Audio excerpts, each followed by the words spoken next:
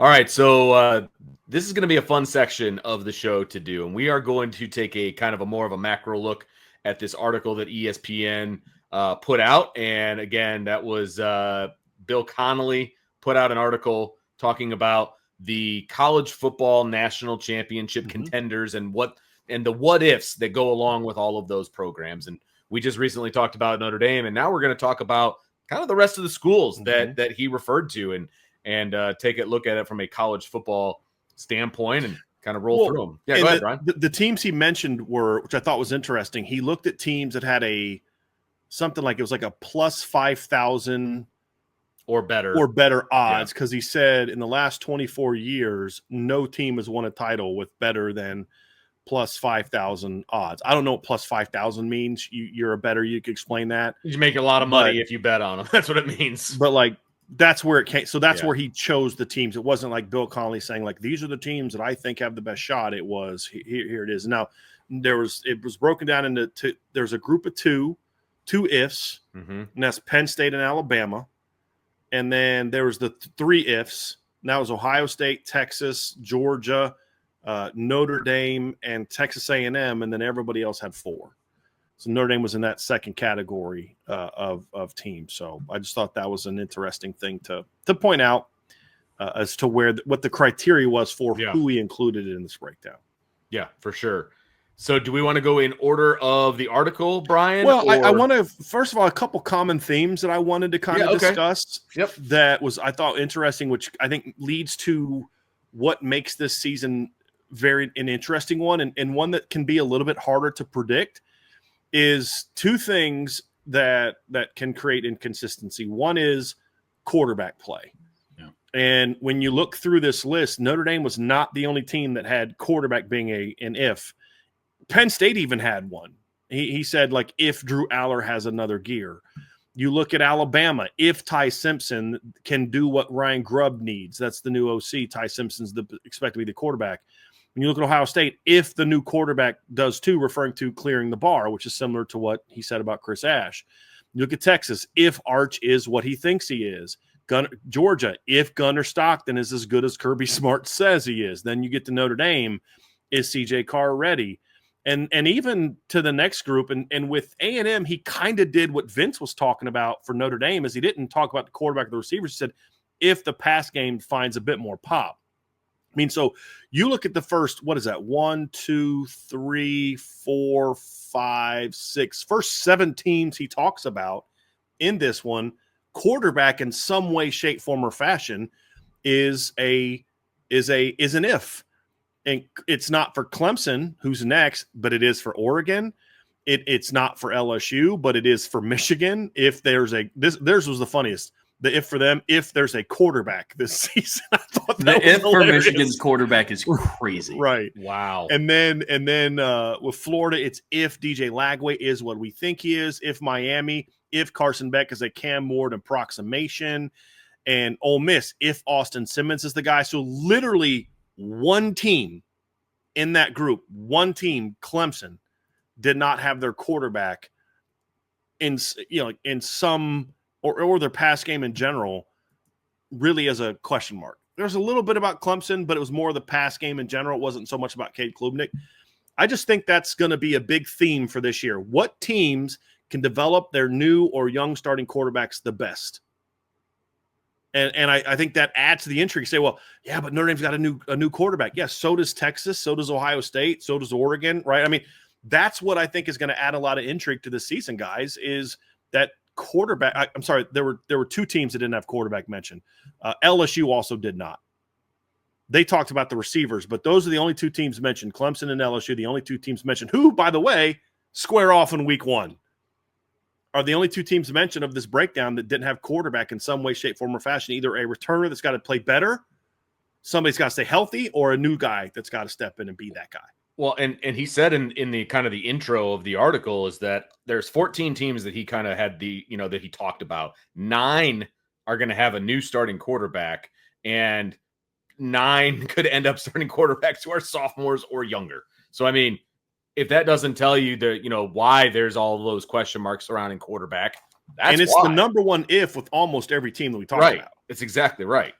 Yeah, and it should be. Quarterback's the most important position on the field. I mean, and if your quarterback's lousy and doesn't do what you are expecting him to do, you're in trouble. Yeah. I mean, that's the deep analysis we come here for at Irish Breakdown. I'm just saying. But you're absolutely spot on. I'm just saying. Your quarterback sucks. You're going to have a hard time winning. Yeah, some deep stuff, man. Yeah, deep thoughts with Vince Handy. Just ask Michigan. Just ask Michigan how but that works. I'm giving you a hard time. In all seriousness, Vince, look, you're spot on. Yeah. I mean, like, look, was Will Howard, Trevor Lawrence, or Joe Burrow? No. But in the playoffs last year, he played like it. Mm-hmm. I mean, Joe Burrow. Will Howard was a dude in the playoffs last year. Made throws when he needed to, man. I'll tell you what. And what was the one game he didn't really get going? It's the Texas game where they only really scored 21 offensive points. I mean, even with that team with a fifth-year quarterback, when he didn't play great, and he wasn't bad against Texas. He went 24 of 33 for 289 yards. 70-something of those yards came on a screen pass at the end of the second quarter. But, like, they didn't light Texas up the way they did some other teams, especially early in the game. Yeah. And that's the game they struggled to throw the ball back. I mean, he lit up Tennessee. Look at these yards per attempt numbers in the playoffs. 10.7 against Tennessee with an 82.8% completion rate. 12.3 against Oregon with a 65.4% completion rate. 8.8, that's your worst number by far of the playoffs is 8.8, which for comparison's sake, 8.8 yards per pass attempt last season for a team would have tied for 9th nationally. And that was by far his worst playoff game. And then you look at the championship game against Notre Dame, he's 11.0, 81% of his passes, only through 21 passes, went 17 of 21 for 231 yards. Like, so yeah, even though he wasn't Joe Burrow and he wasn't Tua or Deshaun Watson or Trevor Lawrence, in the playoffs, he played like it. Sure did. But so like we're having fun joking with Vince because Vince has a great sense of humor and he takes jokes a lot better than I do. But the point is absolutely factual, Vince. If you want to win a championship, which is the whole point of this article, is teams are going to win championships, you have to have some certainty at quarterback. So whether that's a guy that's good like Drew Aller that's got to take his game to another level, a guy that's injured like DJ Lagway that's got to stay healthy, or you got a new starter, that's a theme throughout. And Trevor, the other one that I know that you noticed was a lot of portal talk. Yeah. Especially at receiver in this one. A lot of portal talk, specifically at the skilled positions, I guess you could say. You know, I mean, some of it's along the offensive line, but common theme, a lot of talk about the transfer portal. You know, you scroll down and you look at some of these lists. Texas, they talk about a rebuild offensive line. Georgia, they talk about a veteran receiving core. They brought in a lot of transfer portal guys, headlined by Noah Thomas and Zachariah Branch. You know, Notre Dame's receiving core, they mentioned Malachi Fields and Will Pauling. Texas A&M, they mention, I believe, Casey Concepcion, which they got over from NC State. They mentioned Mario Craver, who they got from Mississippi State. The list goes on and on and on. There's very few teams that don't mention there's very few teams that don't involve transfer portal in some way. Oregon, it's not on offense, but it's on defense. They talk about the transfer heavy secondary. What if the transfer heavy secondary isn't a liability? You know, they mention it about LSU. They mention it about Michigan and their rebuilt skill core offers, you know, in the ensuing season. And so transfer portal is a big theme. I think it's very indicative of where college football is at now. And I think it speaks to the willingness of a lot of top teams are willing to go to the portal to help supplement their roster, some a little bit more heavy than others. But nonetheless, it's still a common theme that a lot of teams that are fighting and vying for a national championship appearance need to utilize the portal in some way or fashion. I think another interesting thing was one thing that was not talked about with Notre Dame that was talked about a lot in this is line play. Either side of the ball. There's a lot of either O-line or D-line, and there were several teams where it's almost like he copied and pasted the same thing he did, actually, which is fine. I think he did it for intentionally. It's like, you know, there are certain things that he says, but like Alabama, if the pass rush picks up, I mean, that was something that he talked about with Ohio State. If the rebuilt lines hold up with Texas, if the rebuilt lines hold up with Georgia, if both rebuilt lines hold up, You saw that a lot. The Texas A&M, if a pass rush is better than the new pass rush is better than the old one. There was a lot of that throughout, guys, where quarterback play and line play was a common theme with a lot of these teams. And that's the one thing when you look at Notre Dame that they did not raise as a question mark. There's a lot of assumptions. I actually think, honestly, we're more critical of the Notre Dame offensive line. Not more critical like we're negative towards it, but we have more questions, about the Notre Dame offensive line than I think a lot of national people do. Greg McElroy ranked it as the best offensive line in college football coming back next year. He's not alone. And so that's one interesting one where actually it's the Notre Dame guys that are like, well, I think it should be really good. I ranked it number 2, Trevor ranked number 4, but there are still some, but we need to see it. But our need to see it is like, okay, are they 2nd, 1st, 5th, or 7th? It's going to be a top 10 O-line. So it's not your typical question. So I think that was interesting too, Trevor. There's a lot of line talk in this breakdown as well. Yeah, to your point about not bringing it up with Notre Dame, I think I was a little bit more surprised about Notre Dame's D-line not being put in there. They lose Riley Mills. They lost, I know he wasn't that productive, but R.J. Oben was a longtime starter, a lot of experience. They lose Howard Cross, who was also a preseason All-American. Not a lot of talk about them. And you would think that would kind of be it would receive a lot more attention than what it should have. Their 2 interior potential starting defensive linemen have not played complete seasons yet for Notre Dame. A lot of their edge rushers, one of the biggest ones they're banking on is somebody coming off of a true freshman season. Now, mind you, he's 6'7", 270 pounds and has Hall of Fame DNA in his blood. So I get that it. That plays a little bit of a role. That's also a factor. But some of their other guys, it's what step can Josh Burnham make? Can Boubacar return back to full health? When will he be? When is the coaching staff willing to put a full plate of work in front of him? Mm-hmm. I don't know if it could be against Miami or it could be against Boise or Arkansas so. I was kind of surprised to not see the D-line on that list.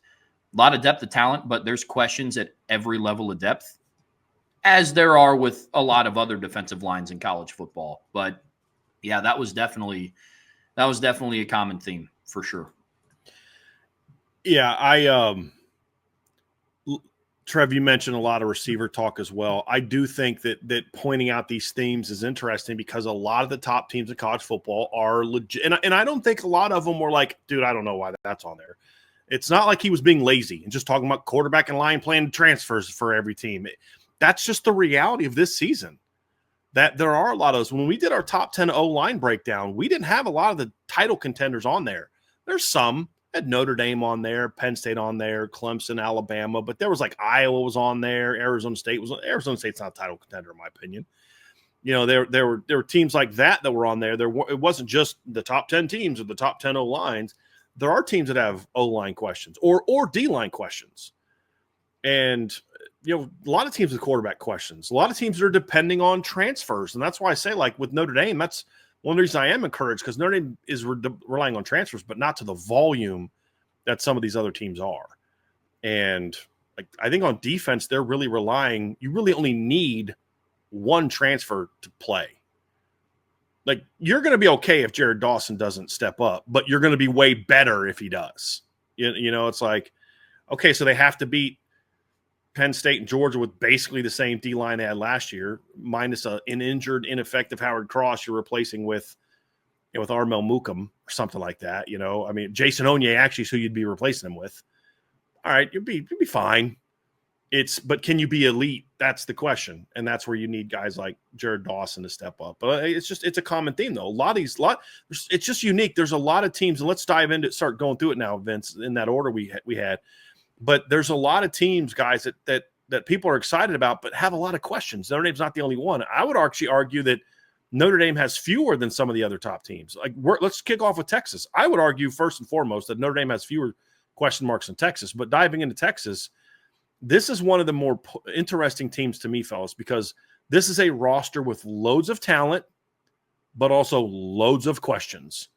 And I would argue that everywhere except maybe running back, they have major questions going into the season. Now, major can mean doesn't mean like they're going to stink there. Major is in significant. how well Arch does is a significant question. Not that I lack confidence in Arch playing well. You know what I mean? Like when I say major questions, but they've got questions. There's no proven dudes at receiver coming back or coming in the portal. There's major question marks about their offensive line. Their entire defensive tackle depth chart has been remade through the portal. Linebackers should be pretty good, but who's going to play opposite Anthony Hill? There's some question marks in the secondary. There's question marks everywhere for Texas, yet people continue to put them as a top 3 to 4 team in college football, and the expectations for Steve Sarkisian are very high. And so I think that's where I thought his question marks, his questions about Texas were interesting, but as expected and as it should have been, the number one question that they have is Arch as good as we think he is? And I think the answer to that is, well, it depends on how good you think he is. If you think he's the Heisman Trophy candidate, he may not be as good as expected, but I don't think that's what Arch needs to do for Texas to be good. Agreed. I don't think he needs to be this future number 1 overall draft pick that the Browns are tanking the season to get next year. Have you seen that stuff? It's like, this is like, yes, I have. ESPN's turned into a soap opera. Don't forget, Nick Saban's going to be the coach. It's so ridiculous, the soap opera that ESPN has turned into. But crazy. It is fair to say, like how good is Arch going to be? A good Arch, Texas is a pretty good playoff team. A really good Arch is what is needed for them to be a title contender. I think he's capable of being that, but it is a question. We now need to see it. The thing I appreciated about the Texas portion of this article is Bill Connolly was able to take the inverse of what is already being assumed about Texas this year. You know, it would have been very easy for him to just be like, what if Arch isn't as good as what's panned out to be? Nah, not a chance. He's playing under Sark and he's Arch Manning. And that's I'm being a little hyperbolic, but that's kind of how really. A lot of other outlets have been treating. I've read articles from ESPN before that was, here's their biggest stumbling block. And then they always are sure to put in there at the bottom, not even in fine print, but we doubt that this is going to happen because it's Arch Manning and it's Texas and it's Steve Sarkisian. So I really appreciate the fact that they were willing to take a look at Arch Manning. And he did bring up, yes, he has starting experience, but you know, he threw for just 969 yards. He's only started 2 career games, and they were against Louisiana Monroe and Mississippi State, teams that combined for a 7-17 record. So I think providing that context helps people a little bit because they already hear, okay, let's see. Arch Manning has already started 2 games. One of them was against the SEC opponent, and he went 2-0 in those games, and he's came in other meaningful moments. So I appreciate the fact that he was able to provide a little bit more context than just what a lot of people view big picture. Well, he said this, Vince. He goes, if Manning is indeed the best player in the country in 2025, it's like, okay, right away, you're not starting well for me. Like, really the best player in the country? Look, if he's the best player in the country, right? These other ifs kind of go by the wayside, and that's what he says. He goes, if Manning is indeed the best player in the country in 2025, then the puzzle pieces all start to fit together for Steve Sarkisian's Longhorns. But what if he's merely a very good but inconsistent first-year starter? Hey, newsflash, that's exactly what Arch is going to be this season. Correct. A very good but inconsistent starter. It's exactly what I think C.J. Carr is going to be for Notre Dame. C.J. Carr is not going to look like 2019 Joe Burrow this year. Like, Joe Burrow didn't look like Joe Burrow his first year as a starter. You know what I mean? Like, Arch is not going to be what you all are making him out to be, but he doesn't have to be.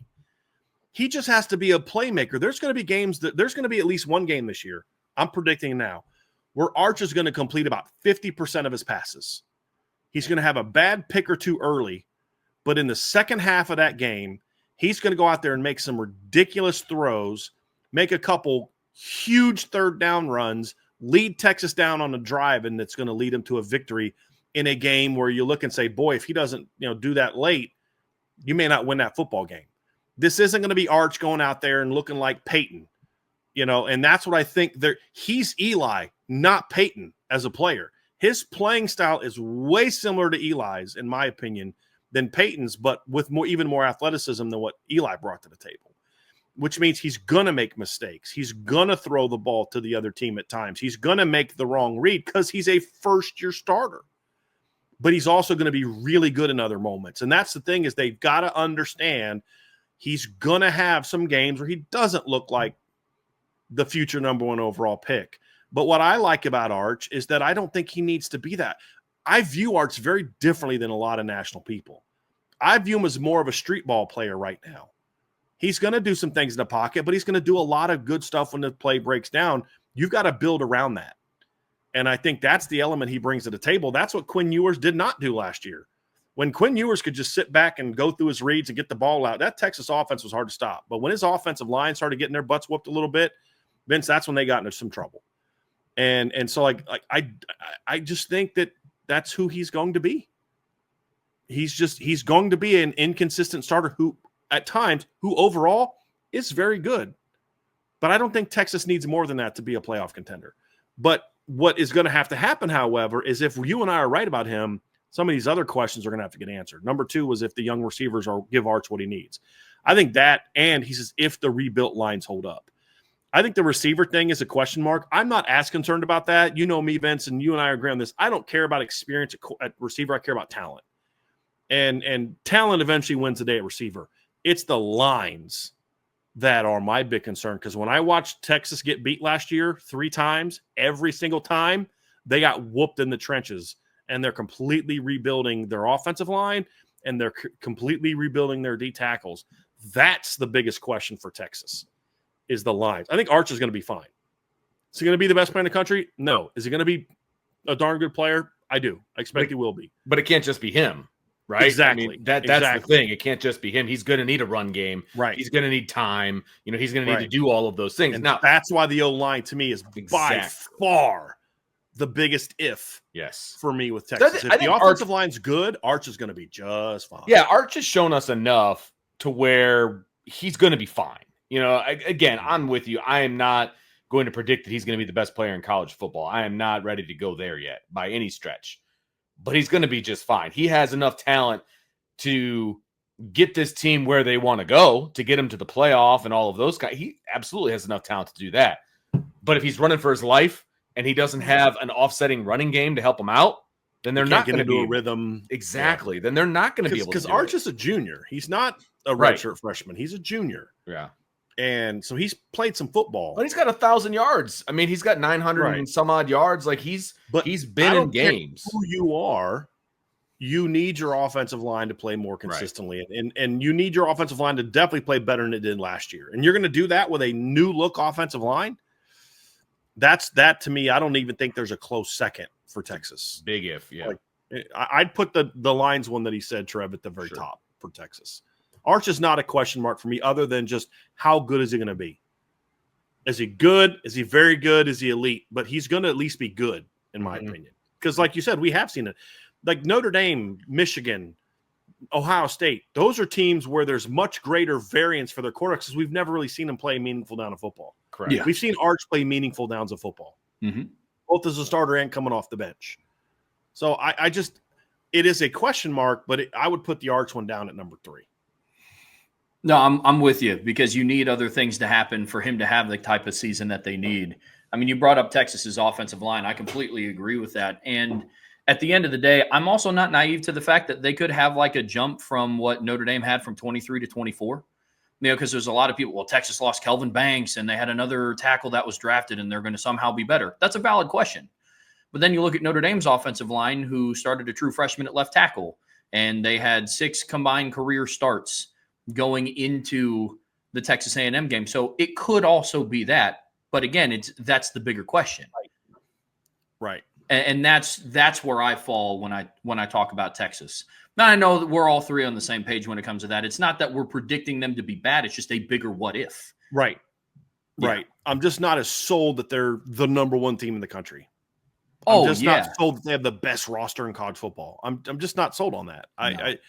No. But these questions are going to tell us. And then, they were an elite team the last 2 years, a team that people are expecting to kind of rise back to elite status, me included.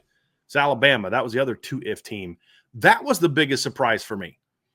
I look at that Alabama team, and that's the only 2 ifs you have is Ty Simpson, and they spent like 87,000 words talking about Ty Simpson. And then if the pass rush can get better, I feel like with Alabama, I'm high on Alabama this year, but I feel like there's a lot of things being assumed about this team, especially on defense. And there's this assumption that Alabama is going to be great on defense this year, and I do think they're going to be improved. But I don't know if I'm ready to go into they're going to be great on defense this year. I think that they could be, but I still think there's a few more questions in that defense on the back end than just if the pass rush is better. Because I don't know that the pass rush is necessarily something that Alabama is building. We've got to get 50 sacks. I don't know that that's what they're trying to do. I just think that their offensive line is still, to me, a work in progress. Can they run the ball? Can they protect the quarterback? Like there's more than just if Ty Simpson can do what Ryan Grubb wants. Yeah. Because look, I think Alabama's a good team, but I don't know that you can run through the SEC the way you ran through the Pac-12 without not being able to run the football more effectively. You guys could, I'd like to hear if you guys disagree with that, but I don't think if you rush for 118 yards a game like they did in 2023, that you're playing for a title when you're playing in the SEC. That worked for the Pac-12, but I don't think that works in the SEC. I just don't. That's still a question for me. Especially with having a new starter at quarterback. You're having to replace a guy who was your leading rusher last season. And so you're not going to have that to lean on. So what comes behind it? Well, I also think they lost their best running back this offseason too, in Justice Haynes. Mm-hmm. You no longer have that dynamic 1-2 punch with Justice Haynes and Jam Miller. You now just have Jam Miller, who averaged 4.6 yards a carry last year. Jalen Milroe led your team with 726 rushing yards and 20 rushing touchdowns. What is that going to look like now that you're going to have a duo of Jam Miller and Richard Young? And Richard Young's a quality back. He averaged 5.4 yards a carry last season, but he's not Justice Haynes, at least not yet. I don't think he is. Right. Agree. And so that's the bigger question mark to me. Why am I more comfortable with C.J. Carr stepping into the starting lineup or Kenny Minchey stepping into the starting lineup at Notre Dame than I am Ty Simpson or whoever's going to step in at Alabama? It's because Notre Dame has a stellar run game that either one of those young quarterbacks can fall on. And yes, I understand that Alabama has Ryan Williams and Jeremy Bernard, and they got an Isaiah Horton in the portal. But you got to be able to run the ball. I'm with you 100%, especially in a league like the SEC.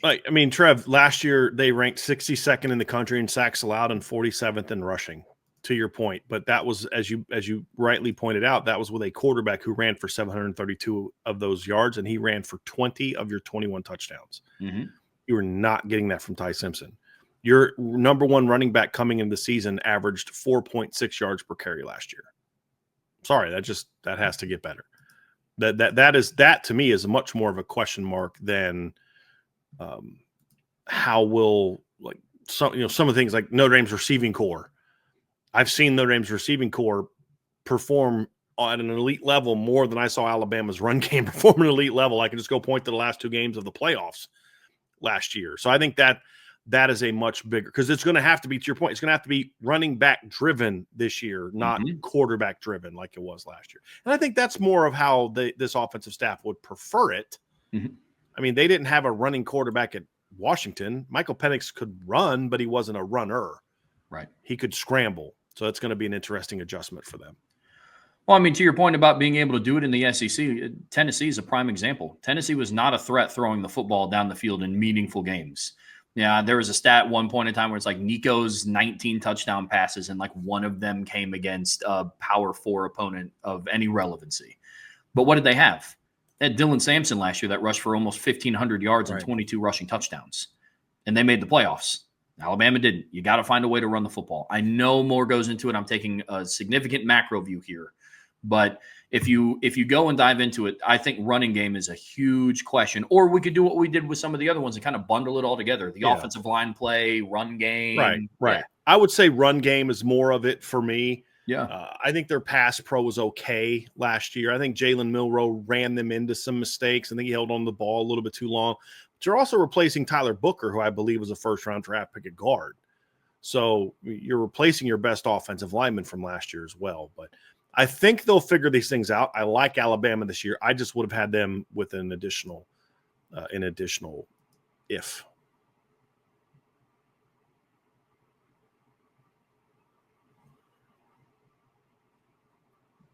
Sorry, I had to look to see who was next. Ohio State is next on the list. I know Archer's going to be excited about that. And Ohio State had 3 ifs along the line, in this article. And so let's kind of chat about some Ohio State. So new coordinators, and the coordinator situation is an interesting one for Ohio State too, Brian, because they won national championship, and it didn't seem like all was like happy times from the coordinator position, even though they won a national title. But I think that's a legitimate if. Yeah, I was very interested to see and actually pleased and agreed with the fact that quarterback wasn't number one. Because I'll be honest, I'm not overly concerned about quarterback for Ohio State this year. It's not really an if for me. It is, and you have to mention it for the same reason you have to mention Arch Manning and CJ Carr, because they haven't shown it. Because they're new, yeah, right. But there's a track record with Ryan Day that if you play offense in this system, you're going to produce. And we've talked about this. Even the worst quarterback they've had of the Ryan Day era is a kid that they went, they go 11-2 with, right? Or did they go 11-3 2 years ago? 11-2. You lost your last 2 games of the year to Michigan and Missouri. And even with that, he still passed for over 3,000 yards, 24 touchdowns, averaged 9.1 yards per attempt, and then goes to Syracuse and leads the nation in rushing, in passing. Kyle McCord also that year had minus 65 yards rushing. The big difference between Julian Sayin and Kyle McCord is Julian Sayin's a very athletic guy. I wouldn't call him a runner. He's more of he reminds me a lot of Ian Book athletically, in that he's not a guy you're going to run designed runs to because he's not very big, but you better hope you respect passing lanes, because if you overshoot your passing lanes, he's going to take off and hurt you. He's going to buy time in the pocket. But also just the nature of the offense is just kind of like, well, some coaches deserve a benefit of the doubt. We just assume that when Mike Mickens has a new DB, that guy's going to be good. When Ryan Day has a new quarterback, I just kind of assume that guy's going to be good. And I thought Kyle McCord, even 2 years ago, was a scapegoat for a lot of other issues that team had. And he just kind of got blamed for it all. He was fine. And I think this team, if you can win a title with Will Howard, you can't tell me Kyle McCord was your biggest problem the year before. You just can't. You're not going to convince me of that.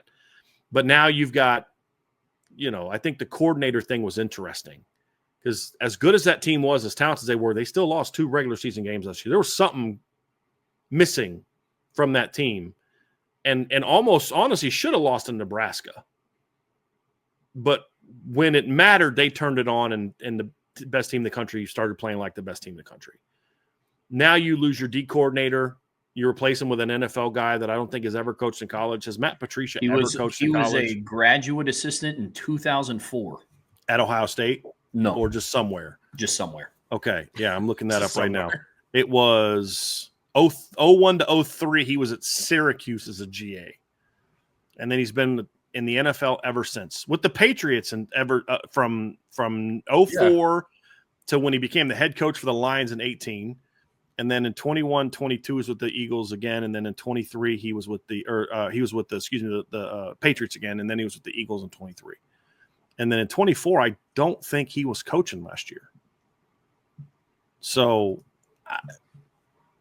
that's a similar question mark to what we had about Al Golden. It's a similar question mark to about Chris Ash. But the difference between those two guys is that there's at least some college background that we could point to and say, yeah, it's been 20 years since Al Golden ran a defense, but when he was running defenses in college, they were pretty good, and I think that's a big question mark. I'm not as concerned about Brian Hartline on the other side, because if he doesn't do a good job, Ryan Day is going to take over and run the offense.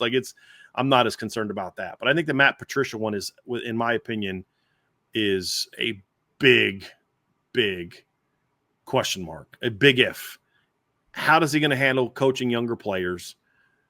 Is he even that good of a defensive coach? I always ask that question about Bill Belichick disciples. They don't have a good track record as coordinators or coaches. I think Bill O'Brien's about the only guy that I can think of that's gone somewhere and had success. And Charlie Weiss had short-term success, and then it fell through. There haven't been a lot of guys that have left New England and succeeded because Belichick was the architect. So that is that's the biggest one for me. Honestly, after that, I don't really have a lot of questions about Ohio State's roster. Yeah, I think the rebuilt lines one was a fair one. How are they going to be? That's a very fair question.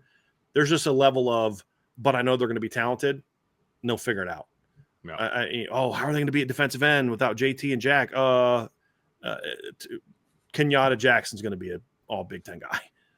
Eldrick Houston's going to be a dude. Like, they're going to be fine. I'm really not worried about the talent for Ohio State. It's, can the coaching get them in position? Because I just watched a coaching staff that wasn't cohesive last year almost get themselves knocked out of the playoffs by almost losing to Nebraska at home and then losing to Michigan at home. So that's going to have to get addressed in a big way, in my opinion. And it's a new staff. It's a new O-line coach, new offensive coordinator, new defensive coordinator. There's been some important changes for Ohio State. If they can figure that out, Ohio State will be really good again. Next team on the list. Trev, did you have any Ohio State thoughts? No, yeah. The only one that I had, it also falls in line with the coordinators, but it's a little bit more about the dynamic between Ryan Day and his coordinators. One of the reasons why Ohio State went on the run that they did is because Ryan Day was willing to put more onto Chip Kelly's plate. And he was willing to kind of take a step back from being so hands-on with the offense. Is he going to be willing to do that with a guy like Brian Hartline, who's now a first-time offensive coordinator at Ohio State? What is that going to look like for him? Or is he going to be very quick on the trigger to then reinsert himself back into? Yeah, well, Brian Hartline was the offensive coordinator before Chip Kelly got brought in. But the problem was exactly what you said, though, Trevor. He did not allow him to do that. He said he was going to do it, but then he did not allow him to do it. Now, allegedly, he's going to allow him to do it. Yep. The other question that I have is with him from having the wide receiver background that he has, obviously, and it's a very successful track record. You bring back arguably the best wide receiving core in the country. We believe that it is. And it ain't a strong argument. No. It's arguable, but it ain't that much of an argument. But what made Ohio State so good last year in the postseason is they were finally able to establish a run game. Is Brian Hartline, is Ryan Day going to be willing to do that this upcoming season? Because they've had great wide receiver play and great quarterback play in the previous years under Ryan Day where they did not win a national championship. Or is that going to change now? The only other question that I have with them is their backfield. I like James Peoples. I like him significantly more than C.J. Donaldson. I think the eye-popping thing for C.J. Donaldson is just his size. He's like 6'2", 242 or something crazy. But that's not the same dynamic you had last year with Travion Henderson and Quinshon Judkins. And so how is that offensive dynamic going to work? Because I'm with you. I do have more questions about defense, but is Ohio State just going to resort back to, hey, you don't want to mess with us because we can throw it 50 times a game for almost 500 yards and we're going to have 6 touchdowns. Yep. It's like, that's great, but can you run the football consistently? Can you stop the run? Exactly. Exactly. So that's another question that I had about them. Because they shut Notre Dame's run game down. Sure did. They did. They did. After the first drive. First drive they couldn't, but after that, Notre Dame couldn't get the run game going. I was very confident after that first drive. Mm-hmm. Oh, yeah. C'est la vie. All right. Oh, yeah. Thanks for bringing that up. All right. Next team we are going to talk about is a team that Notre Dame did have some success against, and that is the Georgia Bulldogs. And the Georgia Bulldogs had, I believe, 3 ifs under their name. And, of course, not surprisingly, it starts with the quarterback. And it was funny because it said Gunnar Stockton is as good as Kirby Smart. That was great. Yeah. That just made me laugh a little bit. They also said if the veteran receiving core improves and if the rebuilt lines hold up. I'll be honest with you. Am I nuts? You guys tell me. Am I nuts for not being worried about Gunnar Stockton? No, I was about to say, I was like, this kind of isn't that high up on the what ifs list for me. It's not. It really isn't. Like, is he going to throw for 4,000 yards? No, but this is the kind of quarterback that I think Kirby needs. Like, he's just kind of that gamer. The kid played 1.5 games basically last year. And in one of those halves, he led them to a comeback win over Texas. And in the other game, he battled his butt off against one of the best defenses in college football. And, yeah, he made some mistakes in that game. You know who else made mistakes against Notre Dame's defense the last few years? Caleb Williams, C.J. Stroud, Drake May. I mean, you know what I'm saying? Like, a lot of NFL guys have had struggles against this Notre Dame pass defense, this Notre Dame defense. But he showed me he was a gamer, and he was not overwhelmed by the moment. I mean, kid started like 7 of 7 in that game. That's some great throws. The deep ball that Dylan Bell dropped, the back shoulder against Leonard Moore on an early drive where the guy caught it and then took a step out of bounds. The deep ball to I'm drawing a complete blank on there. Arian Smith, the deep ball he threw to him to beat Christian Gray. when he had time to throw, I liked what I saw from him. There was other times like the fade ball he threw in the end zone on 4th down. That was not a bad ball. This was great coverage. And I just thought that Notre Dame just outplayed Georgia, but I don't have a lot of worries about Gunnar Stockton. I really don't. I'm much more worried about their lines. And I'm much more worried about, are these receivers going to be as good as people think they're going to be? And the biggest question I have for Georgia that should be number one by a mile, can they run the freaking ball? They were a terrible rushing team last year with good talent at running back. They got to figure out a way to run the ball. Kirby's got to go back to playing his style of play. You could get away with it when you had Todd Monken, but you don't have Todd Monken. You got to stop letting Mike Bobo try to prove that he's Todd Monken and make Mike Bobo prove that he can run the football. That's how Georgia's got to get back to playing that brand of football if they're going to win outside of the Todd Monken era.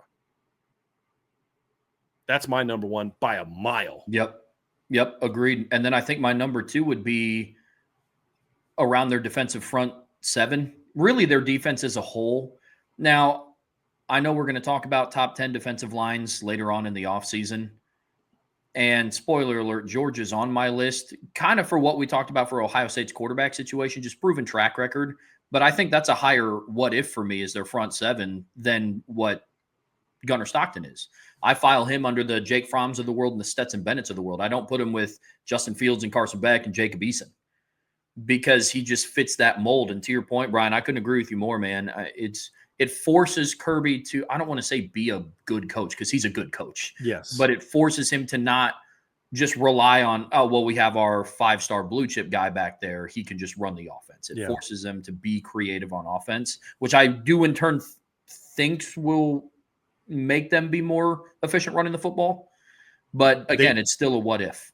You asked him to go out there and throw all over Notre Dame, and you didn't give him a run game to protect him. Right. And it worked for a quarter, but that was it. You've got to be able to run the football. That's number one. And then the other one is their D-line. I was glad they said this. It's a brand new looking D-line. Now, Georgia to a degree has earned sort of a benefit of the doubt, but I just don't look at the talent level and see the same type of Georgia D-line. It's still going to be good, but is it going to be elite? That's another question for me. But I'd have Gunnar Stockton on there, but he'd be like 3 for me. And he's only on there from the standpoint of, okay, now let's see how he does as the guy as opposed to the guy that came off the bench where there's not as much pressure on him. Right. How is he now that he's the guy for an entire year? But I also like Georgia's depth at quarterback. I like their backup quarterback kid from, I think, Connecticut. Very talented player, mobile guy, but he's a lot like Gunnar in that he's not this big-time, high 5-star drop-back throw. He's a pretty good athlete, too. He can run around a little bit, too. So, yeah, I'm very curious to see how that one goes. But, yeah, that's really my big thing with Georgia is, shockingly, my biggest question marks about Georgia are their lines. 2 years ago, I would have not have dreamed that I would have said that. Mm-hmm. But both lines are the big. If the O-line plays well, Gunner's going to be just fine, in my opinion. And if the D-line is as good as Georgia thinks it is, then Georgia will once again be a title contender. But those are big ifs for me right now. Next team on the list is another SEC team out of Texas, and that is the Texas A&M Aggies. And they had 3 ifs next to their name. The first being if the passing game finds a bit more pop. They had if a new pass rush is better than the old one, and if the big play breakdowns are smaller. So let's say, Trev, on Texas A&M. Yeah, I think the pass game is a very legitimate what if. I think it's established that this is a program that can run the football. You look at their offensive line, their stable of running backs they have coming back, and their very mobile quarterback who's coming back under center. I'm not worried about their run game in the slightest. It is their pass game. Now, what they have working for them, Colin Klein's going into year 2. I think the wide receiver and skilled talent that they have fits more of his play calling style than, the 6'5" Noah Thomas that they had last year. And the other kid's name is escaping me, but he was another 6'3", 6'4", big-bodied kid. Now you have a little bit more like run after the catch type of guys. You have Casey Concepcion, you got Mario Craver over from Mississippi State. Now it's more of the K-State type of receiver. K-State dominate with those little tiny, quick, shifty receivers. You Tyler get the quick Lockett's of the world. Right, yes. Exactly. And now you went from a spot where Terry Bussey last year, who was rotating between wide receiver and corner, he's focusing more on wide receiver now. He was one of your smaller receivers last year on the roster, and now he is your tallest receiver in the rotation. They're going to look so different. I mean, you had Noah Thomas, who's 6'6", 200. You had Ja'Day Walker, who was 6'4", 205. You were throwing to your tight ends. I mean, they're going to just be a bunch of really quick, shifty route runner types, which is, I think, what works for this offense. And then Mario Craver, he's like 5'10", but he can fly. He is fast. Yeah. I think he caught something like 17 passes last year, but he averaged like around 20 yards a catch. He was at 17 catches for 368 yards, 21.7 yards per catch. And he's a guy that can stretch the field. And one catch against Texas, only one catch against Texas. Went for 46 yards. Only had 2 catches against Georgia. They went for 75 yards. Only had 3 catches against Florida, but they went for 62 yards. Like, he can stretch the field. And they got hurt second half of the year. So I think that, but they got to show that they can play together. That Marcel Reed can get the ball where it's got to get to. He's got to make quicker decisions. I think that's a legitimate question. I think the big play breakdowns are smaller. That one I kind of expect to happen in year 2 under Mike Elko, but I worry about the fact that Jay Bateman still is defensive coordinator. But we've heard all offseason that Mike Elko is going to take a bigger role on the defense. That's an important thing. If he actually does that, then I think the defense will become more sound and disciplined. And then is the pass rush better than the old one? It's a very fair question, because they were expecting that pass rush to be legit last year, and it never really was. They were more talented than they were as individuals than they were as a unit. You had a bunch of dudes doing their own thing. I think this year they're going to have more blue-collar types. I don't think Cassius Howell brings the same ego to the table that some of the guys they brought last year brought to the table. I think that part will be good. Will it be good enough to contend for a title? That's a very fair question. I would have honestly put their secondary on here as a bigger question mark for me. But I think that also kind of plays into, they talk a lot about it in the breakdown part of it. So I think there's talent in the secondary, but it's got a lot to prove. Can they play to their talent? That's a big question. Yeah, absolutely. One of Des Ricks or Julian Humphrey has to live up to that blue chip rating that they got coming out of high school. I'm with you there completely.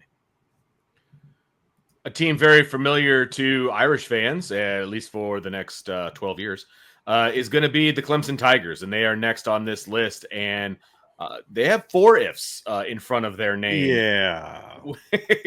I just kind of thought he was stretching 1 into 2. Okay. Like, did you guys kind of get that vibe with 2 and 3?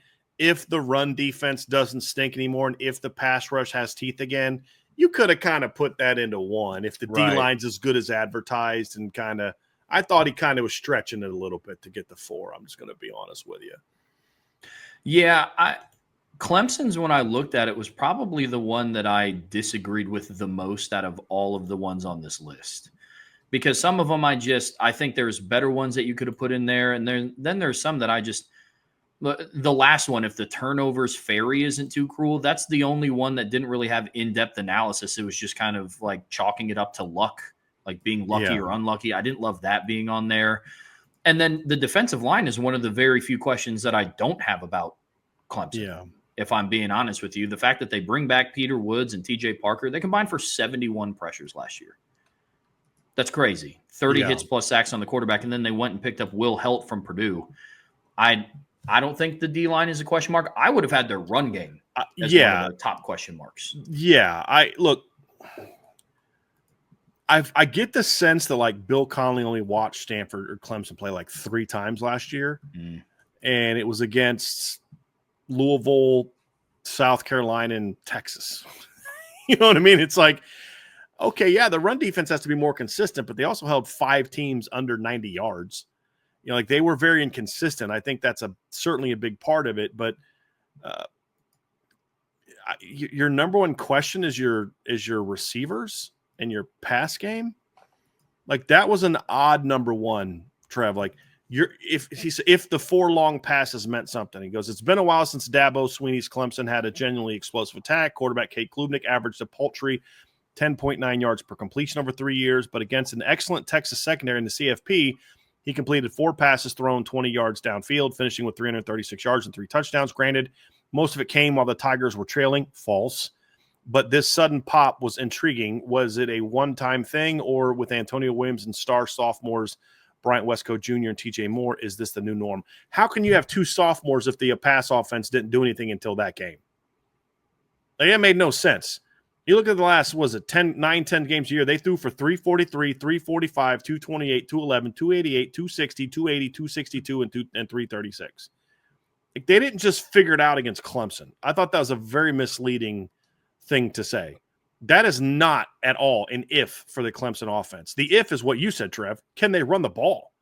Because if you're not worried about their run game and you can stop it with your six-man box and you can drop into coverage, and you're going to be able to do some things against their pass offense. But if you can't run the ball, if you can run the ball, that's where they're going to be good. I think the fact that you had two comments about their defensive line, essentially defense, run defense, pass rush, the fact that you said something about the receiving game, passing game, and then something about like gimmicky turnovers, nothing about the run game. Like, I think their rushing offense is a bigger question than the rushing defense. They both got to get better. I would have had something in there, probably not at the top of the list, but somewhere in the list. Can Cade Klubnik be the guy that people think he is? I know he's put up yards, but like, I just feel like he needs to take that next step as a leader and as a guy that can put the team on his back, make plays when it counts. Like that, he just doesn't seem like he's that guy to me yet. I think he's an accumulator of stats. He does good things at times, but can he take that next level to make them a championship level for a team? full season? I'd say that's a fair question. I still think the second half of last year that Cade started to be that guy. Okay. He for me, he did. And part of it is because he's not a guy that's going to take average talent around him and elevate him. That's not who he is. He's 6'2", barely 200 pounds. Right. He's not that guy. He is if you give me some weapons, I'm going to put in some work. Okay.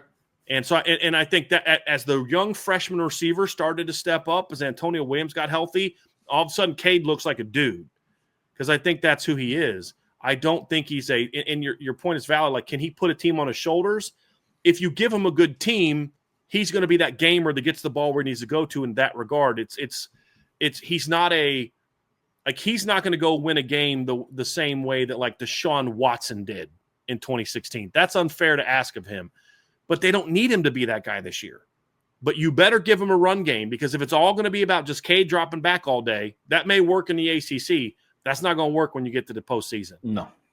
You've got to have balance. That's a far bigger question than guys that he says Antonio Williams and star sophomores. Like, you're worried about Antonio Williams and star sophomores? Like, you're not – the fact that they had to convert a receiver to running back as the number one or number two running back, they're relying on a true freshman. That's not a bigger concern for you? Yeah. That it just is for me. This is the one that I thought he was the most off on. The only one in there that I really agree with, like, wholeheartedly, is the run defense. Well, if you're going to talk about one of the offensive or defensive lines, I would have chosen the offensive line over the D line, if I'm just being honest.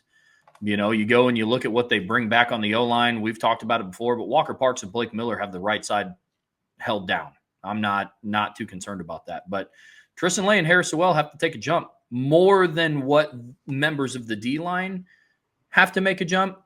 And then with Cade Klubnik, Vince, I'm with you. Yeah, I was up until the SMU Texas game. That was a lot of my feelings too. But you kind of look at it, and from Clemson's championship teams, the only quarterback they had that kind of had to put the team on their back and carry a program like that was Deshaun Watson. I would argue that Trevor Lawrence didn't have to put the team on his shoulders in 2018. He did in 19 and 20, and they didn't win a title. And so Clemson has shown that when they have good supporting cast around them, they're able to pull it off, and that's what I think he has.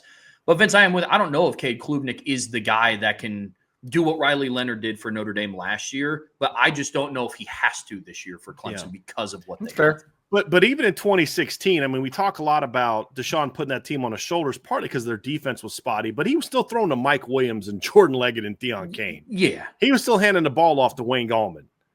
Like, even then, like, Cade did not even have that the last few years. Mm-hmm. He was throwing to Bo Collins and guys like, they were good, solid football players. But last year when he finally got dudes, imagine that. I always laugh. Well, this guy didn't really do anything till he got Terrell Davis. And I'm like, well, yeah, Elway probably would have won Super Bowls if he was throwing to Jerry Rice his whole career and handing off to Roger Craig. Yeah, you're right. If he had that, he probably would have won 4 Super Bowls. Like, have we ever seen a quarterback that like just took a bunch of nobodies? Well, Tom Brady. Tom Brady had like 5 Hall of Famers on that defense. Yeah. Give me a break. That's one of my Super Bowls. Yeah. Whenever I get into football debates with some of my buddies, that's a lot of their go-tos. It's like, well, I mean, take away from Jalen Hurts. You take away Saquon and A.J. Brown and Devontae Smith and that good O-line. Are they winning a Super Bowl? It's like, well, no, but what team is? Like, Exactly. What are you talking about? Well, if it wasn't for Saquon Barkley and exactly. Yeah, it's kind of silly. Yeah, but could he make winning plays? That was a very legitimate question about Caden until last year. Yep. And I actually think it started before that. I actually think it started against Pitt. I really do. I think that's when you kind of saw him say, hey, because I actually thought he made winning plays against South Carolina. His team let him down in that game, in my opinion. But I think we saw more of that. But now he's got to do it in game 1. And I think the LSU game is going to tell us a lot about his ability to do that. He doesn't have to carry him, but he's got to make winning plays. Next team on this list is one of our favorites, and that would be the LSU Tigers. They have 4 ifs next to their name. I'll rattle them off, and then you guys can talk about them. Here we go. If new star receivers emerge, if the rebuilt lines hold up, if transfers upgrade the secondary, and if the risks are better rewarded. I would have honestly only had LSU as a 3. I don't think the 4th one is really – it's a weird one if the risks are rewarded. I feel like with some of these 4s, he kind of had to throw in something kind of wonky to kind of get him there. Mm-hmm. I think the biggest question mark with LSU, and it needs to stand out from the D-line, the biggest question mark with LSU at the very top of the list in all bold and all caps is can the rebuild offensive line hold up? If the offensive line holds up, they're going to be very good on offense. They got a really good young sophomore running back in Caden Durham. We know that when Garrett Nussmeier has time to throw, he's really effective. When he gets pressured, he's very ineffective and turns the ball over a lot. The talented receivers, I think there's a little too much hype about the receivers, but they're still good. I mean, a receiving core with Aaron Anderson coming back, with Chris Hilton coming back, with Barian Brown coming in and Nick Anderson coming in, as long as they're healthy, and they've got some talent at tight end, as long as they're healthy, that's plenty enough for receiver talent to go out there and win a lot of games. But can the offensive line protect the quarterback and open up running lanes? Because I would like to see LSU be a little bit more balanced this year. So I think they got the running backs to do it, but do they have the line to do it? That's the question. I think that is far and away the biggest question for LSU. If they answer that, all their other what-ifs on offense are kind of, they'll be fine. They'll be fine. It's really the offensive line. Defensively, I do think there's those two I buy. Can the rebuilt D-line hold up, and can the transfer secondaries step up and perform? I think the taking them just as individuals, I think there was too much hype put on the secondary players as individuals. Like, this guy's a top 10 transfer. I'm like, he's good, but he's not that good. But if you take that away, okay, I don't like where they were ranked. Okay, but here's the question, Brian. Let's just focus on LSU. Are they upgrades over what they had? Oh, by big time upgrades over what they had. I think Bryce Baker did a nice job last year of kind of turning that. Blake Baker did a nice job of turning that defense around last year. He'll have better players now, year to the system. I think that's a question mark, but I have more confidence they're going to be solid on defense. But can they play championship caliber defense? That would be my third question. And I think the secondary players, the transfers on the D line, I think those are the things that are going to determine if LSU can play that kind of football. Yeah. Yep. We see that the same. I mean, I'm going to have the same questions about every transfer portal unit or every unit built through the portal. And that's not just specific to LSU. How are they going to come together and play together? But I'm with you. Offensive line needs to be at the top of that list. If you wanted to have a 4th one, I think a good 4th one would be, can Brian Kelly win big games consistently? Ooh. No, I'm not trying to throw shade. I think that's a very fair observation. I agree. That's what I'm saying. I like it. I like it. or at least the opener. Look, when you have that many transfer portal players on your roster, can you get them ready? You're losing high octane week 1 games every year that you've been the head coach. It puts you behind the 8 ball to a degree, and I agree with that, Trev. But here's the thing: all 3 of those losses were out of conference. It's can you stop not showing up for games like A&M? I mean, Brian Kelly's been at LSU 3 years now, and he's lost to A&M twice by almost identical score. Actually, by an identical score, 38-23. Lost to him twice. You got blown out by Alabama this year in a game you had no business at home, by the way, getting blown out 42-37 at home. You got beat by 11 at Florida. Like, those are the kind of things that you've got to show me you can stop doing it. You lose by 21 to LSU the year before. You get smacked by Alabama. You lose the Ole Miss game. Those are big games that you got to win with a Heisman Trophy winning quarterback and 2 elite receivers. And then in 2022, yeah, the Florida State game sucked. But Trev, if they don't choke away the Tennessee game at home, like, that season has a very different standard. So that year, yeah, who'd you play that was good that year? Florida State, Tennessee, Alabama, Georgia. Those are the 4 good teams you played. Yeah, but we beat Alabama. Cool. But you lost the other 3. Cool. You lost the other 3. Like, it's consistently winning those big games that Brian Kelly still has to show that his team can do that. And, 2023, they had some good wins. They went on the road and beat a really good Missouri team. That's a big win. But you played 4 teams that I think were good that year. You played Florida State, Ole Miss, Missouri, and Alabama. Great win on the road over a top 10 Missouri team that beat Ohio State in the Cotton Bowl. Great win. You went 1-3 in those 4 games. Like, that's been the pattern under Brian Kelly. Last year they played 1, 2, 3 ranked teams. They went 2-1 against those teams, but you only went 2-1 against those teams because, and A&M was ranked at the time, but because of Lenora Sellers getting hurt. If Lenora Sellers doesn't get hurt, LSU does not beat South Carolina. They were down big until he got hurt. And then Robbie Ashford was like, hey, here's the ball, LSU, have at it. So those are the things. He's got to get them to play better on a more consistent basis against the better teams in the schedule if they want to win a championship. Much more so than any of the coaches we've talked about that are established. Mike Elko has to establish that, but he's beat Brian Kelly last year. So those are the things you look at and say, if you want to get a 4th, that's a big question mark for me. And to your point, Trev, you're fine if you lose the opener. If you win the rest of them, you can't do. But that puts you behind 8 ball where you now can't afford a couple conference losses unless they're like really close losses to really, really good teams. But you've got to start winning some more of those games. Oh, yeah. Well, I mean, the other part of it is just the locker room effect of losing it. You have that many transfer portal players, and you're already behind the 8 ball. How much can you keep them tied together? If your transfer portal players are more bought in with a week 1 win, do you choke away some of those games that you may have lost in previous seasons? Who knows? That's more of the reach of the 2, but I'm with you. Brian Kelly has to prove that he can win those big games. It goes back to, LSU beating Alabama in 2022 is like what he did at, when he beat Clemson at Notre Dame in 2020. Like, it's kind of like the same thing. It's like you got your one. It was in overtime. It was I'm with you. It's got to find a way to win the big one.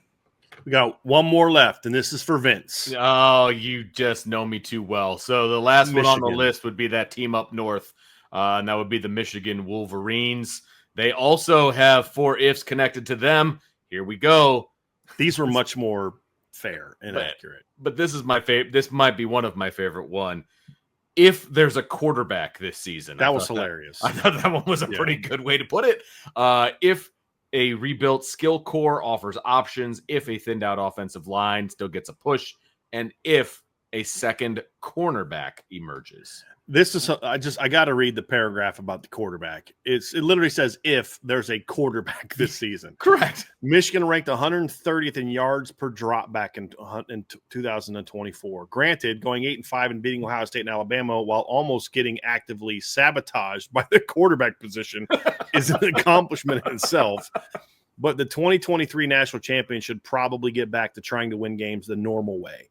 Either highly touted freshman Bryce Underwood or Fresno State transfer Mikey Keene must provide general competence unseen last fall. I mean, it's kind of funny and hyperbolic, but it's actually spot on. That's accurate. They were awful at quarterback last year. And I don't think they're not going to be that bad again. They're going to be significantly better, but significantly better doesn't mean you're a title contender. Right. Because this isn't can they go 9-3 instead of 7-5, which is what they did last year? That's possible. But you have to just get more competent play from the quarterback position. And I think they will. I think they'll at least be solid at quarterback, at least. Mikey Keene coming over from Fresno, as long as he's healthy. I know he had a little bit of an injury last year. But, this is a kid that last season, guys, at Fresno threw for 2,800 yards. He threw for 29 the year before. He's got 42 touchdowns the last 2 years. He's throwing a decent amount of picks. This kid's played a lot of football. Had a 1,700-yard season at UCF. This is a veteran kid. He's a scrappy kid, 5'11" kid.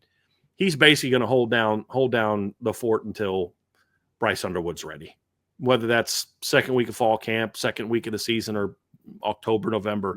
That's really whatever. Yeah. I'll be shocked if it's next year, but I would be too. Right. And he was banged up in the spring. I think he was dealing with an injury he had from Fresno, which allowed Bryce Underwood to get a lot of reps. And that was a good learning experience for him. I personally would do with him what I've said with a lot of freshman quarterbacks. I've brought this up before. It's what I kind of said about, BC with Dylan Lonergan, is kind of bring him along. You got a veteran, bring him along. Maybe honestly, I use this all the time because I think it worked. I would follow the Clemson plan with Trevor Lawrence. Like, get him in the game, let him have a role, let him play, but bring him along slowly. Don't throw him to the Wolves in Norman, Oklahoma. Bring him along slowly. Play him, but Mikey Keene's your starter. And then by game 4 or 5, if he shows he's ready to take the reins, you give him the reins. But if you put him in game 1 and he struggles in Norman, what do? You just ride the losing, or do you then bench him? You find out he's not ready as part of the rotation, then you can just ease back on the rotation a little bit. You know what I mean? Like, I just think that's better than just benching him. So that's going to be the big thing, is if they can get Mikey Keene healthy, that's the plan. That's the guy you go with early, unless Bryce is just so ready that it's just like no-brainer. Because I would also say that Mikey Keene's not Kelly Bryant.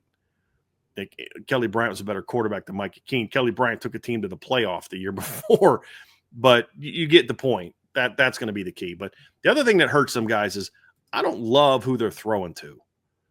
It's not terrible. They got the Indiana kid in who was okay in Indiana a few years ago.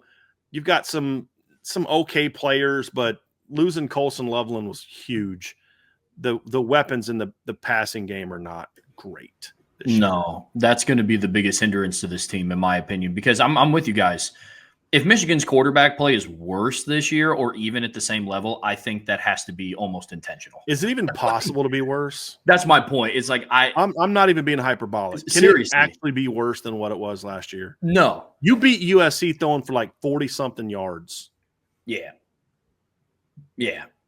I mean, it was horrible. Quarterback play last year for them was bad. I say it sometimes to be hyperbolic, but there were throws that the starting quarterback at Michigan missed last year that I am 100% confident that you or I could make today. Look, it's not good. It was not good last year. They would have to intentionally be worse this upcoming year for us to sit back. Do you want to hear the craziest stat I've ever seen? Michigan, a Power 4 team that does not run the triple option, had 4 games last year. They passed for less than 90 yards. Do you know what their record was in those 4 games? Like 4-0. 4-0. I gave them too much credit. I said 40-something yards against USC. They passed for 32. Wow. They also passed for 86 yards in a win over Minnesota. They passed for 62 yards in a win over Ohio State and 75 yards in a win over Bama. But here's the reason they won those games. They beat USC, who was average by a field goal. They beat Minnesota, who was average at home by a field goal, and then they only scored 13 points against Ohio State, 19 points against Bama, and I believe one of their touchdowns was on like a 2-yard drive where they picked the pass off like inside the 10, ran it back inside the 5. That was one of their drives. You got a little bit lucky in that game. Ohio State lost that game more than Michigan won it. Yep. And I'm not trying to try. I mean, good credit to Michigan to punch the ball in the end zone when they got the short field. Sure. But the point is like, you can't replicate that this season if you want to be better than 8-4, 7-5. You just can't. Well, I do not like their skilled talent. I don't. They're hoping that Donovan McCulley can replicate what he did at IU from 2023. And it's not like a Will Pauling situation where we've said a lot. It's like if you can get 2023 version of Will Pauling, but he was still a productive player in 2024. Donovan McCulley had 2 catches for 21 yards last year. Yeah, they also brought in Frederick Moore, or didn't bring in Frederick Moore. They returned Frederick Moore. 11 catches for $128 and a touchdown last year for Michigan, and scored his only touchdown in the bowl game against Alabama. He had 3 for 37. I'll give him that.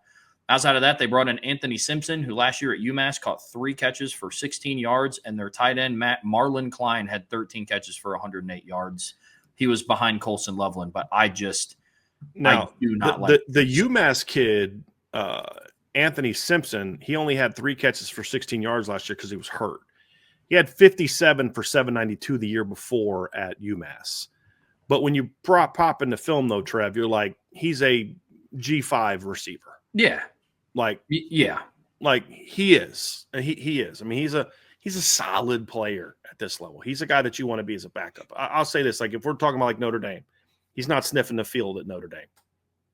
He's not sniffing the field at Notre Dame. Frederick Moore's not sniffing the field at Notre Dame. So it's a major question mark. Major question mark. Yep. Somebody in the chat said their receivers are worse than Penn State's last year. I'm like, with all due respect, Penn State had solid receivers last year. They were solid. There's a reason why other P4 teams got all of them out of the portal. They weren't championship caliber, but that unit last year is significantly better, in my opinion, than the one that you have now. Trey Wallace and Amari Evans are significantly better, in my opinion, than anything that Michigan has coming back this season. It's a tough one. And then you lose your stud tight end. But they do have some talent there. I do. There's some talent there. And then the thing is, I don't know that I love their offensive line, fellas. Yeah. Their left tackle's a question mark. So I actually thought these question marks were actually legitimate. I think these were legitimate. These were very fair questions. Michigan's calling card is usually their offensive line too, and I think it's a question mark this year, which absolutely that's concerning. I just don't know that the talent level is what it was before, guys. Because you're going away from what you used to be, and that's just not a good recipe, especially if you're planning on you are starting a new quarterback, and if you're planning on starting a freshman quarterback who does like to move around and is agile, all of those things, that's great. But if you can't protect him, that's going to be a problem for his development, his maturity, and allowing him to be successful and lead you to wins. That's tough. That's a tough spot to be in if you're a Michigan fan, for sure. Yeah, and these are just questions that, guys, I don't know that they have the talent to overcome. With a lot of these teams we've talked about, it's like, if this talented guy can step up, if that talented guy can step up. I don't know that Michigan has that. I don't know that they have that really talented guy that's ready to step up. And that's the thing that concerns me, is I really question that. And then their last one was if a second corner can emerge. The defense I'm actually not overly concerned about. I think their defense was excellent the second half of last year. Once they kind of figured out Wink Martindale's system and he kind of learned the players, I thought the second half of the year they were excellent. I mean, they were the only reason that they were even in games. Yep. I mean, think about it, guys. They won their last 3 games and gave up 6 points, 10 points, and 13 points. Against Indiana, they got beat, but they only gave up 20 points. Oregon scored on them, but if you go back and watch that game, early on, I thought the Michigan defense was holding their own, but you can't keep putting them on the field, drive after drive after drive. Eventually they just wore down a little bit. But last year, I mean, their defense is a big reason that they were in a lot of these football games. They lost a game by 2 touchdowns in which they gave up 267 yards of offense and 4.7 yards per play because they lost 21-7 to Illinois. Like, their defense, I think, is going to be even with losing Mason Graham and Kenneth Grant, I think their defense is still going to be pretty good. Is it championship caliber? That's a different question, but it's still going to be pretty good. I don't know that offense is good enough for them to compete for a Big Ten championship, much less a national championship. I really don't. I look at this roster, I'm like, how do they compete with Ohio State and Penn State? Well, I would have said the same thing about their defense last year. But at least last year they had Mason Graham. They didn't have Colson Loveland and Will Johnson. They were out for that game, but they at least had a couple of those guys. But that's, again, I would have said the same thing last year, but I still look at it. But they went 8-4 last year. 7-5 last year in the regular season. Even with the win over Ohio State, they still went 7-5. Even with the last second win over USC, they still went 7-5. I just don't see a roster that's like, man, they're going to figure it out. If their quarterback steps up, boy, whoo, doggy. Tell you one thing I really do like about this team, though. They got a really good backfield. They're on offense. They got a really good backfield. Problem is, will their line be good enough to open up the holes, and will teams just say, look, we're not going to put 9 in the box. We're going to put 11 in the box. We don't even think you can throw on us even. Like last year, you could kind of do that. Like, hey, we're just going to not cover your outside receivers, and we still think there's a 50-50 chance you're not going to complete this pass. And you know what I mean? And might have been 70-30, but whatever. Yeah. Well, when Alex Orji was in the game, that was definitely the case. I mean, he couldn't throw a hitch route. I mean, it was bad. Where did I he still end say up? they should have leaned into him to being their starter. I think UNLV. Yeah. They should have leaned into him being the starter, though. Who cares just if you can't run owned. it? Because like I said, they won 4 games throwing less than 90 yards. Just run a single wing offense, essentially, where he's just running read zone and hitting the occasional pass on the outside. Yeah. I still think that would have been their best option, but how sad is that? Yeah. That should not be the case, especially coming off of a national championship, by the way. Hey, guys, before we go, that was great stuff.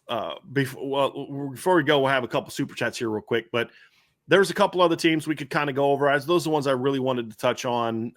I think what we learned from what we were talking about is there's a lot more teams than normal that I think have the potential to win a championship this year.